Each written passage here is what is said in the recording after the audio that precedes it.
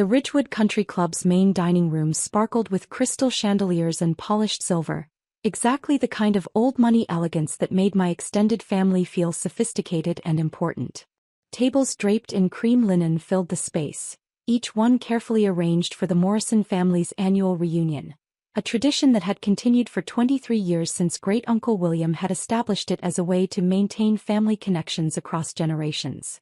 I sat at table 12, positioned strategically near the service entrance where the catering staff moved efficiently between the kitchen and dining room. It wasn't an accident that I'd been placed there. For the past 4 years since I'd left my corporate finance job to start what my family called playing with military equipment, I'd been relegated to the least prestigious seats at family gatherings. The seating chart reflected the family's internal hierarchy perfectly. Cousins with successful law practices, medical careers, and established businesses occupied the prime tables near the head table where Great-Uncle William held court as the family patriarch. Those of us considered less successful were scattered around the periphery, close enough to participate but far enough away to avoid disrupting important conversations. "Can you believe Sarah actually showed up?" my cousin Jennifer whispered loudly enough for half the room to hear. She was seated 3 tables away with her husband Mark, both of them dressed in the kind of expensive casual wear that screamed, "We belong here." "I heard she's been struggling since she quit her job at Goldman Sachs," my cousin Michael replied, adjusting his Rolex with the casual precision of someone who wanted everyone to notice it. "Some kind of midlife crisis about wanting to find her passion, or whatever." The familiar shame washed over me as I sipped my water and pretended to study the club's architectural details. The truth was more complicated than they assumed, but I'd stopped trying to explain my career transition 3 years ago when it became clear that no one was interested in understanding. "You can't afford to be at this country club," Jennifer announced, her voice carrying across the dining room with the authority of someone who'd appointed herself the family's social arbiter.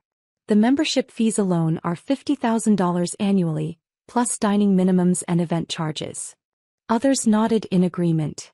My cousin David looked concerned rather than malicious, but he didn't contradict Jennifer's assessment. Even my Aunt Patricia, who'd always been kind to me, seemed uncomfortable with my presence at such an expensive venue. "Maybe Sarah has a sugar daddy," my cousin Lisa suggested with a cruel laugh. "How else would she afford to eat here?" More laughter rippled around the nearby tables. I kept my eyes on my salad, cutting small pieces of mixed greens while my family discussed my supposed financial struggles. "I mean, she drives that old Honda," Michael added. "Lives in some tiny apartment downtown. Clearly not making much money with whatever business venture she's attempting." "What does she even do now?" Jennifer asked, though she wasn't directing the question to me. "Something with consulting? Or maybe she's working for some startup that hasn't failed yet." "Defense contracting," my Aunt Patricia said quietly. "She mentioned something about military contracts when I talked to her last Christmas." "Oh, so she's trying to sell paperclips to the Pentagon," Jennifer said with theatrical disappointment. "How quaint." The conversation continued around me, my family members analyzing my career choices and financial situation as if I weren't sitting 20 feet away. This had become a tradition at family gatherings, using my apparent lack of success as a cautionary tale about the importance of maintaining stable corporate employment. What they didn't understand, what I'd stopped trying to explain, was that Titan Defense Solutions wasn't a small consulting firm struggling to sell office supplies to government bureaucrats. It was a $2.8 billion defense technology company that developed advanced radar systems, satellite communications equipment, and missile guidance technology for the U.S. military and allied nations. But my family saw my modest lifestyle and assumed failure. I'd founded Titan Defense 4 years ago after leaving Goldman Sachs, using my background in military finance and my understanding of defense procurement processes. The company had grown from a single contract worth $50,000 to become one of the fastest-growing defense contractors in the country, with active projects for the Air Force, Navy, Army, and several NATO allies. However, explaining defense contracting to civilians was complicated, especially when most of the work involved classified projects that couldn't be discussed in detail. It was easier to let my family make assumptions than to violate security protocols trying to correct their misconceptions. "I heard she's living paycheck to paycheck," Michael said, his voice filled with the kind of false sympathy that made the criticism sting more. "Apparently she had to borrow money from her parents last year." That wasn't true, but I didn't correct him. The loan he was referring to was actually a business investment where my parents had purchased a small equity stake in Titan Defense. They'd received a 400% return on their investment when we'd completed our Series B funding round, but they'd never mentioned that windfall to the extended family. It's sad, really, Jennifer continued, apparently not finished with her analysis of my life choices. Sarah was always the smart one. Harvard MBA fast track at Goldman Sachs seemed destined for real success. Then she throws it all away to chase some entrepreneurial fantasy. Maybe she'll figure it out eventually, David said with genuine concern. Some people need to learn the hard way that business ownership isn't for everyone. My phone buzzed discreetly in my purse. I glanced at it. Margaret Wu, my executive assistant. I let it ring, not wanting to give my family additional ammunition about my inability to maintain professional boundaries during social events. The phone buzzed again 30 seconds later. Margaret again. Sarah, Aunt Patricia said gently, noticing my phone, maybe you should take that call? It might be important. It's probably a bill collector, Jennifer said with a laugh that wasn't entirely joking. Or maybe her landlord asking about rent. The phone buzzed a third time. This was unusual. Margaret was extraordinarily professional and wouldn't call repeatedly during a family event unless something urgent was happening. Excuse me for just a moment, I said, standing and walking toward the club's lobby area to take the call privately. Margaret, I answered quietly, what's happening? Ms. Johnson, I apologize for interrupting your family gathering, but we have a significant development with the Boeing contract. What kind of development? The Pentagon fast-tracked the approval process. Boeing's executive team flew in from Seattle this morning and they're requesting an immediate contract signing ceremony. They want to formalize the agreement today rather than waiting until next week. I felt my pulse quicken. The Boeing contract was the largest single deal in Titan Defense's history. A $2 billion agreement to provide advanced radar systems for the new generation of military transport aircraft. Margaret, I'm at a family event at Ridgewood Country Club. I understand, and normally I would reschedule, but Boeing's CEO is only available today.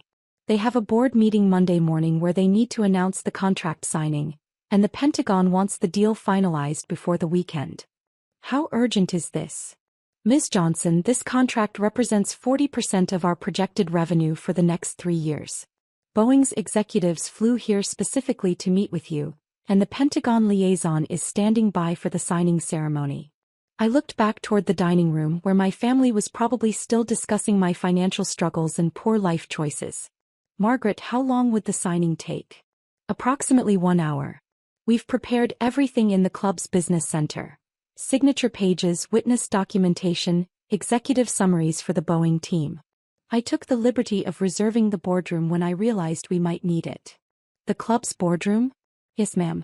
I called ahead and explained that we needed space for a major business transaction. The club management was very accommodating once I mentioned the nature of the contract. I made a decision that would change everything. Margaret, bring the Boeing executives to the dining room. Ma'am. Bring them to the main dining room where my family is eating. I want them to meet me there. Are you certain? This is a very high-profile contract signing. I'm certain. Give me 5 minutes to prepare the family, then bring the Boeing team to table 12. Understood, Ms. Johnson. The executives are very excited to finalize this agreement. I returned to the dining room where the conversation about my financial situation was still ongoing.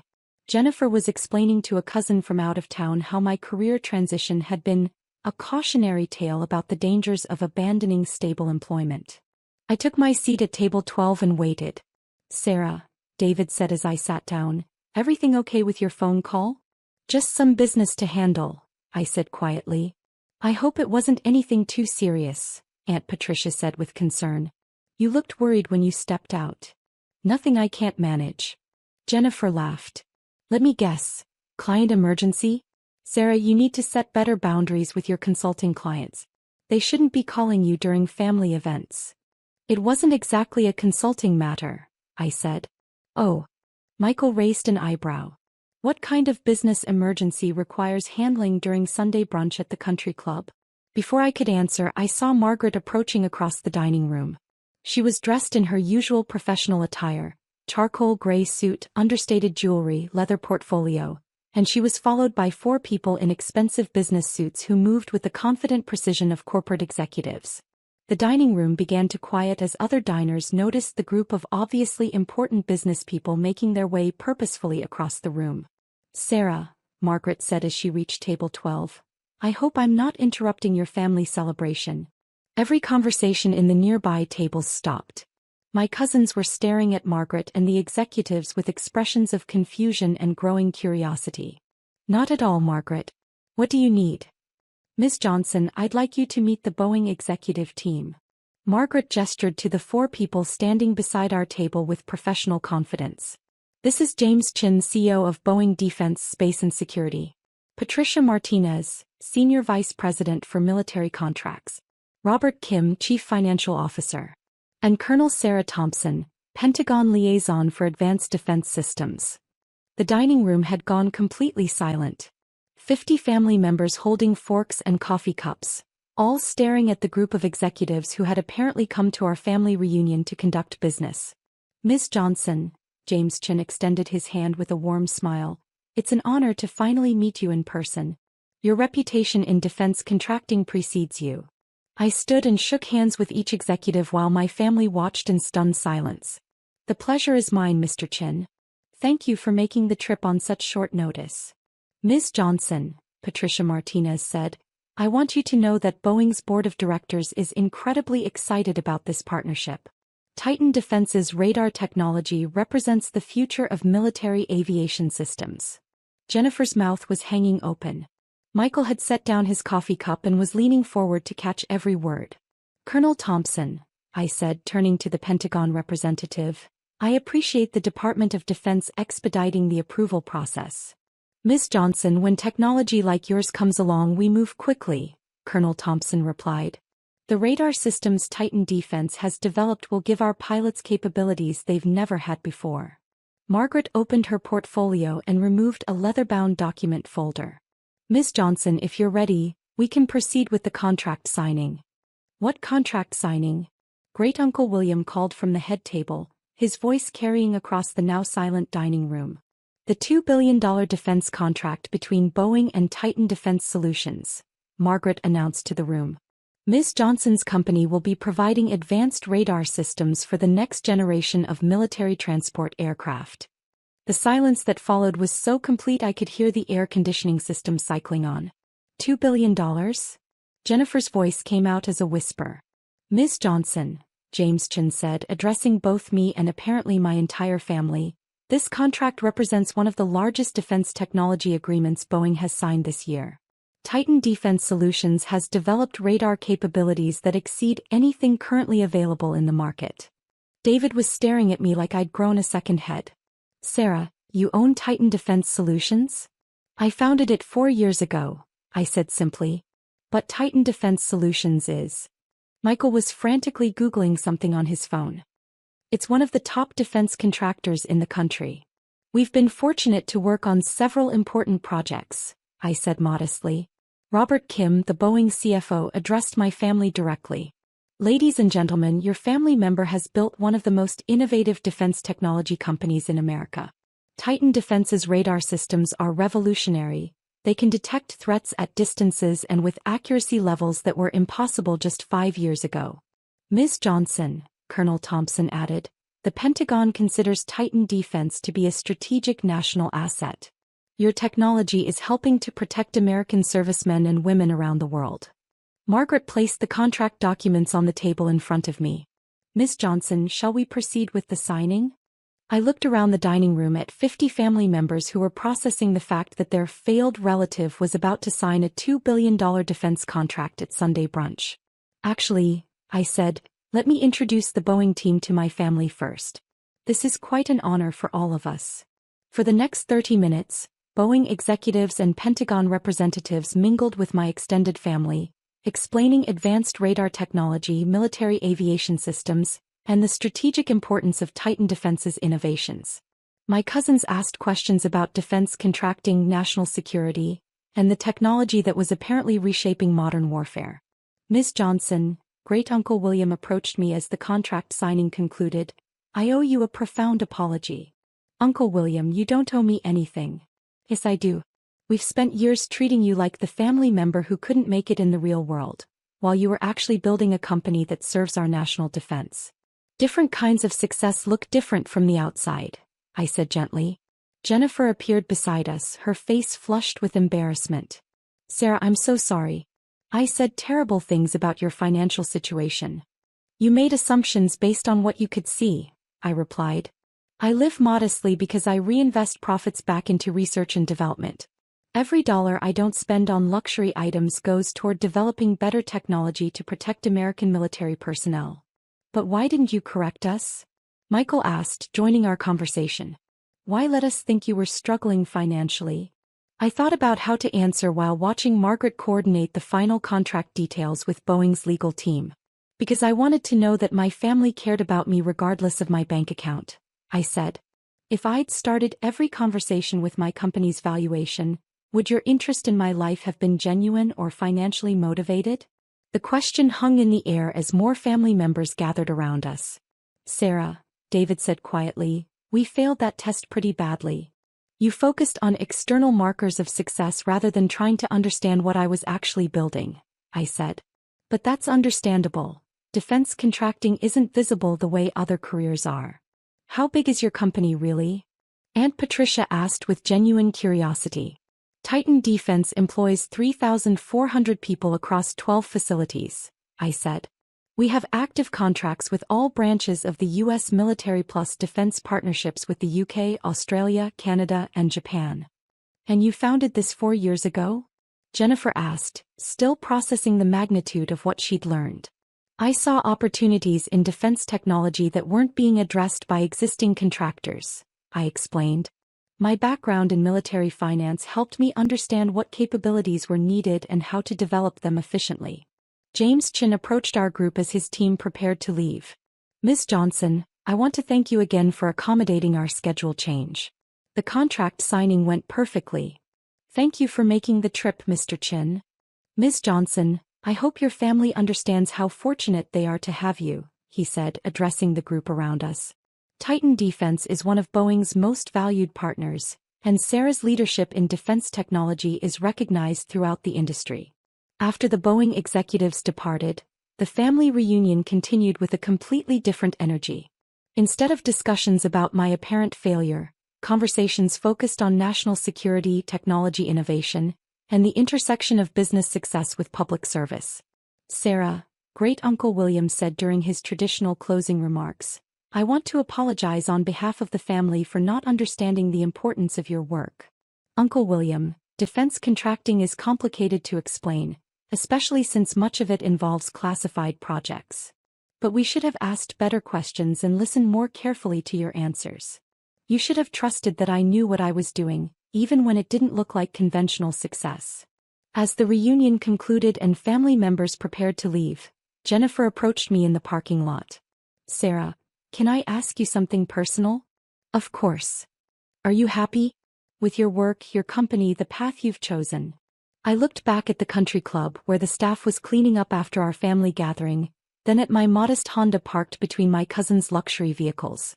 Jennifer, I wake up every morning knowing that the technology we develop helps protect American service members in dangerous situations around the world, I said. When our radar systems help a pilot avoid a missile, or when our communications equipment helps soldiers coordinate safely, that's the most fulfilling work I can imagine. That sounds like happiness. It is.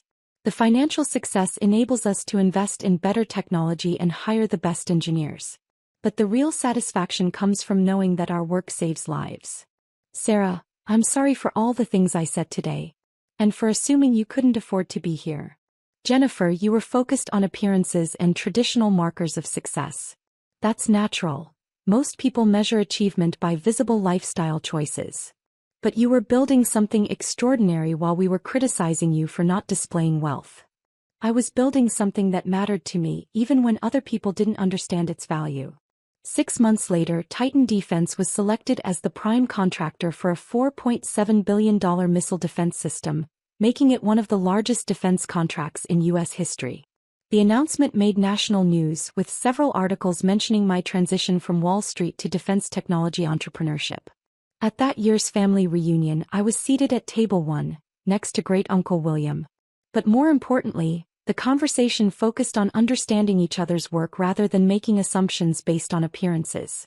To Sarah, Great Uncle William said in his closing toast, who taught our family that the most important success often happens where others can't see it, and that true achievement is measured by the problems you solve rather than the luxury items you display. As we raised our glasses, I reflected on how much had changed since that Sunday afternoon when my cousins had whispered that I couldn't afford to be at the country club. Sometimes families need dramatic demonstrations to understand that the quietest member might be the one accomplishing the most important work. And sometimes, if you're patient enough and committed enough, they eventually recognize that what looked like failure was actually building something extraordinary. The most meaningful recognition doesn't come from industry awards or government contracts. It comes from families who learn to measure success by contribution rather than consumption, and who understand that the person they've been underestimating might be the one protecting everything they care about.